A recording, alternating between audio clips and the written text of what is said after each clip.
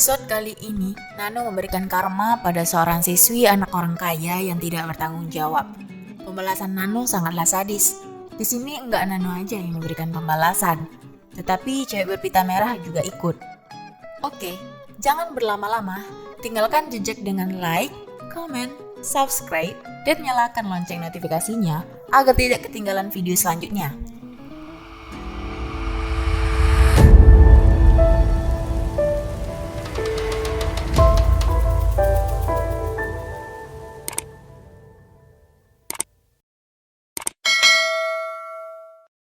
Diawali dengan diperlihatkan seorang siswi dengan ayahnya di ruang guru.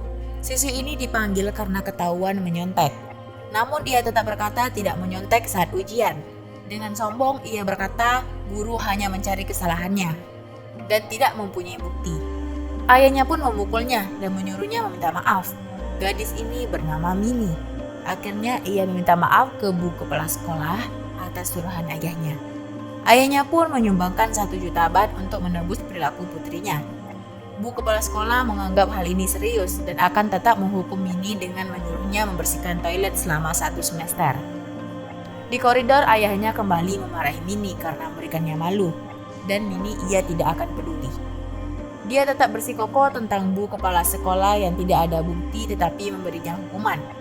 Ayahnya tahu kesalahan anaknya dan dia tahu anaknya berbohong dan tidak bertanggung jawab atas kesalahannya. Ayah Mini menghukum Mini dengan mengambil mobil dan dilarang meninggalkan rumah setelah pukul 6 sore selama sebulan. Dengan diselimuti emosi, Mini menelpon temannya dan akan menjemputnya untuk melupakan kejadian ini dan berpesta sampai pagi. Hari turun hujan lebat, Mini tidak menghiraukan hukuman yang diberikan ayahnya. Saat masih video callan sambil mengendarai mobil, Mini pun juga meminum alkohol. Saat berkendara, Mini pun tidak memperdulikan kecepatan mengendarainya.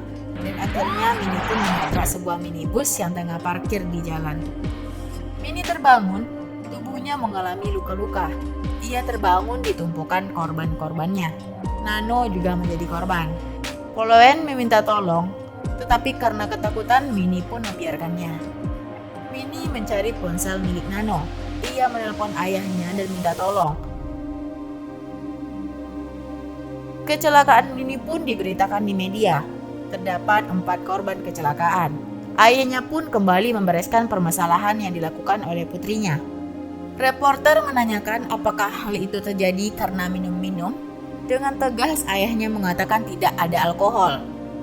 Di rumah, ayahnya memarahi Mini karena melanggar hukuman yang membuat semua ini terjadi. Mini menjawab karena remnya blong dan meminta tolong ayahnya, tetapi ayahnya tidak mempercayainya. Ternyata ayahnya telah mengeluarkan botol anggur di dalam mobil Mini agar Mini tak dipenjara. Jika Mini dipenjara, saham perusahaan ayahnya akan anjlok dan ayahnya menyuruh Mini untuk tetap tutup mulut. Keesokan harinya, Mini masuk sekolah. Siswa-siswi sekolah menggosipkannya. Di dalam kelas, Mini pun dijauhi sahabatnya. Para siswa-siswi pun memberikan bunga di meja Nano. Insyaallah. Saat di kantin, TV pun menyiarkan tentang berita kecelakaan Mini. Ayah Mini mengatakan kecelakaan terjadi akibat rem rusak dan Mini tidak dalam kondisi mabuk saat mengemudi karena putrinya tidak pernah menyentuh alkohol. Mendengar berita itu, para murid emosi karena mereka tahu jelas-jelas Mini minum-minum di sekolah. Saat di toilet, banyak tulisan menyumpahinya, menikam sampai mati dengan garpu, pantas mati 4 kali, dan lain-lain. Scene beralih kepada orang tua Ploen. Ayah Ploen mengatakan ingin mendapatkan keadilan dalam kasus ini tanpa memihak pelaku. Di rumah, ayah Mini memberikan pernyataan yang dibuat oleh pengacara yang harus dihafal oleh Mini. Pernyataannya berisi untuk menyalahkan minibus yang parkir sembarangan. Hari demi hari, Mini menghafal teks tersebut. Akhirnya hari pemberi kesaksian pertama. Di depan gedung, Mini telah dikerumuni oleh para wartawan, tetapi dia tidak menjawab apapun karena dapat mempengaruhi kasus. Tiba-tiba botol anggur mengelinding di kakinya. Botol itu digelindingkan oleh cewek berpita merah. Di rumah, Mini merasa tidak senang. Di luar rumah pun ada cowok yang sedang memperhatikannya. Mini tambah ketakutan. Mini melihat ponsel. banyak status pungutan suara untuk memberikan hukuman kepada Minnie. Menyayat wajah Minnie, merontokkan giginya, dan membunuh dan memotong mayatnya. Minnie pun sangat ketakutan. Scene beralih ketika Minnie menjumpai sahabatnya dan menanyakan kenapa menghindarinya. Sahabatnya menjawab karena di belakang Minnie ada 4 arwah korban yang mengikutinya.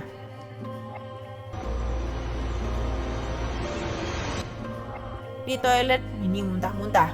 Saat melihat kaca, Minnie pun dikejutkan dengan penampakan arwah korbannya.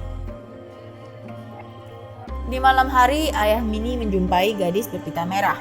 Ayah Minnie memberikan uang sogokan untuk berkas foto bukti kesalahan Minnie, sambil mengancam jangan sampai foto itu tersebar. Saat tertidur, Minnie terbangun karena TV hidup. Berita kasus Minnie ditampilkan. Ibu Ploen berkata jika ia lolos dari kasus ini, dia sendiri akan membunuhnya. Ternyata mimpi. Minnie semakin depresi. Bunyi suara siulan memenuhi pikirannya. Pagi hari, Minnie curhat ke ibunya. Ibunya mengatakan Minnie hanya berhalusinasi dan untuk tetap fokus pada kasusnya. Keputusan sidang diumumkan. Minnie memenangkan sidang. Kedua pihak lalai dan menyebabkan kecelakaan. Minibus parkir di tempat bahaya. Minnie diperintahkan membayar 300 baht sebagai ganti rugi kepada keluarga korban dan layanan masyarakat selama 300 jam. Di depan pengadilan banyak kerumunan wartawan dan warga yang tidak terima atas keputusan tersebut. Dari kejauhan, Minnie melihat kedua orang tua Ploen menatapnya sinis. Di dalam mobil, Minnie dihantui oleh bisikan-bisikan. Walaupun ketakutan, Minnie tetap kokoh bahwa bukan dia pelakunya. Rem mobil rusak. Mobil pun kecelakaan.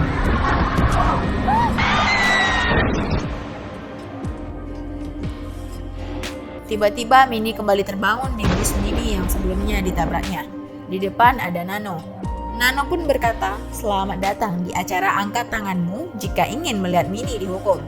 Kedua orang laki-laki membawa tongkat pemukul pun keluar. Hukuman pertama dari Nano yaitu mematahkan kaki karena tidak menginjak rem. Minnie pun langsung mendapat hukumannya. Kakinya dipukul oleh kedua lelaki itu. Minnie berteriak keras saat setiap mendapatkan pukulan. Hukuman berlanjut dengan merontokkan giginya karena menjadi pembohong yang tidak tahu malu. Lelaki itu menampar berkali-kali untuk merontokkan giginya. Karena giginya tidak rontok, maka tinjulah yang didapat Minnie. Nano menghampiri Minnie memastikan semua gigi Minnie rontok. Hukuman kembali berlanjut dengan memukul Minnie hingga Minnie meninggal. Minnie terbangun kembali di bus Minnie tersebut.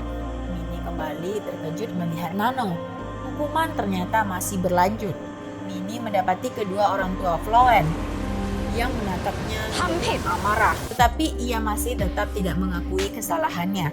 Ibu Ploen pun menggergaji tangan Minnie dan kemudian melemparnya.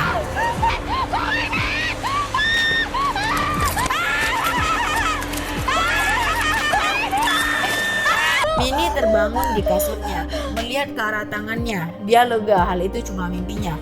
Kemudian ia melihat jendela, kedua orang tua Ploen berdiri menatapnya. Minnie buru-buru menjumpai ayahnya, mengatakan akan ada yang membunuhnya dan membawanya lari. Ayahnya menenangkan Minnie, kemudian mereka berpelukan. Ayah Minnie tertawa. Minnie ketakutan. Makin lama pelukannya semakin erat. Minnie kesulitan bernafas. Di depannya, Minnie melihat Nano dan para korbannya. Nano berkata satu-satunya yang akan menyakitinya adalah ayahnya. Perintah pertama adalah cekik putri nakalmu hingga mati karena menyusahkanmu setiap hari. Minnie berteriak minta dilepaskan, hingga ibunya datang dan memukul kepala Minnie hingga Minnie terjatuh. Minnie kemudian dicekik ayahnya sampai meninggal. Minnie lagi-lagi terbangun. Kali ini Minnie terbangun dengan selang oksigen dan berada di rumah sakit. Sama-sama ia kembali melihat Nano. Nano mengelusnya dan menanyainya jika sejak awal Minnie mengaku semua ini tidak akan terjadi. Saat Minnie keluar, cewek berpita merah muncul. Foto awal yang ditebus ayah Minnie pun tersebar ke media. Hal itu diberitakan kembali di TV, serta rekaman suara Pak Song Kiat alias ayah Minnie saat memberikan sogokan atas foto tersebut. Gadis berpita merah kemudian membuka alat medis yang dipakai Minnie, tabungan oksigen, infus, dan lainnya. Saat Nano di bawah, terdengar suara jatuh dari atas. Ternyata itu Mini yang sudah dijatuhkan dan meninggal di tempat. Cewek berpita merah tadi menyapa Nano. Nama cewek itu ternyata Yuri. Dan episode kali ini selesai. Akhirnya di episode ketiga ini terjawab sudah pertanyaan kita semua tentang cewek berpita merah tersebut. Yang jadi pertanyaan kita, si Yuri ini siapa dan tujuannya apa? Oke guys, terima kasih telah menonton review film dari aku.